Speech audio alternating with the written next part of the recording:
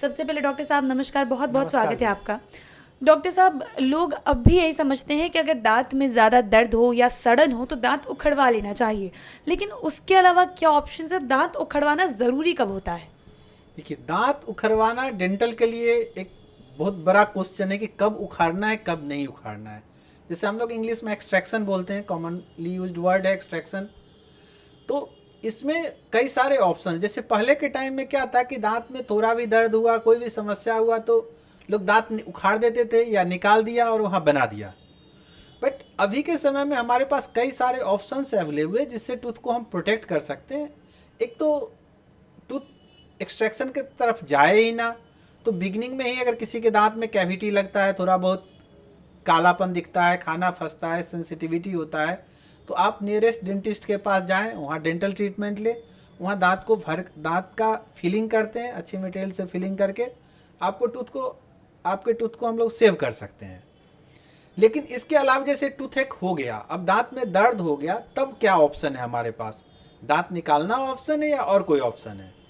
तो अगर हमारा टूथ शुरू हो गया है, दैट मीन्स कि वो नस को इन्वॉल्व कर लिया। जैसे मैं अगर आपको इसमें दिखाऊं, तो इसमें अगर आप देखेंगे तो ये ब्लैक कलर जो है केरिज को दिखा रहा है।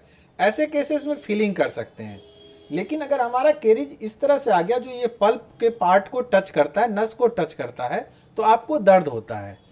ऐसे केसेस में पहले बहुत आसानी से दांत निकाल दिया जाता था, लेकिन अब हम लोग दांत निकालने के बदले रूट कैनाल ट्रीटमेंट का ऑप्शन रखते हैं। रूट कैनाल ट्रीटमेंट में क्या है, जो नसों में इन्फेक्शन चला गया है उसको रिमूव करते हैं, क्लीन करते हैं और फिर उस दांत को फिल करके कैप कर देते हैं। तो आपको दांत निकालने से बेटर ऑप्शन ऑलवेज अवेलेबल है कि दांतों को प्रिजर्व किया जाए। लेकिन एक और समस्या है कि अब कई सारे पेशेंट ये भी बोलने आते हैं हर केस में रूट कैनाल कर दीजिए।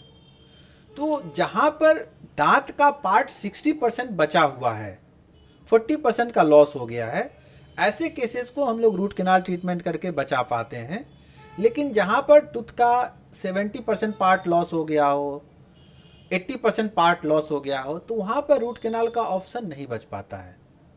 सेकेंड चीज़ और है कि जहाँ आपका क्राउन ही टूट गया, जैसे ये इसको हम लोग क्राउन बोलते हैं, ये टूथ के पार्ट को।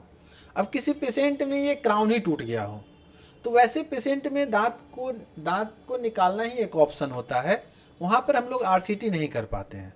जी डॉक्टर साहब, जब दांतों में दर्द इस तरीके से बढ़ जाए कि दांत उखड़वाने के बारे में लोग सोचने लगते हैं, तो फिर क्या कोई मेडिसिन होती हैं जो पेन को हेल्प करती है?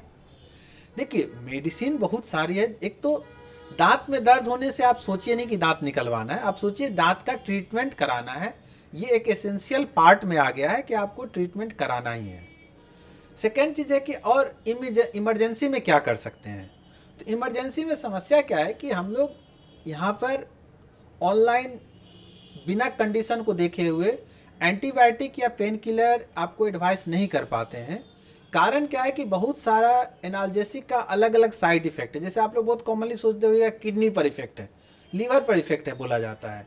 तो हम लोग उसको इस तरह से नहीं प्रमोट करते हैं या बात नहीं करते हैं कि हम आपको मेडिसिन यूट्यूब पर डाल दें कि आप उसको यूटिलाइज करें। लेकिन पेशेंट क्या करे इमरजेंसी में?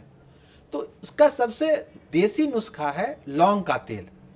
अगर आपको जोरदार दांत में दर्द हो रहा हो, आप लौंग का तेल लगाएं, मसूरे पर रुई में लगा के उसको दांत में रखें, आपको आराम हो जाएगा।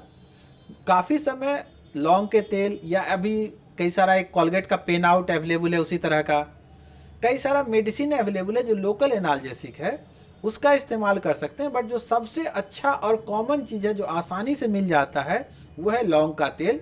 लौंग का तेल लेकर के आप थोड़ा सा रिलीफ लीजिए और नियरेस्ट डेंटिस्ट से कांटेक्ट कीजिए।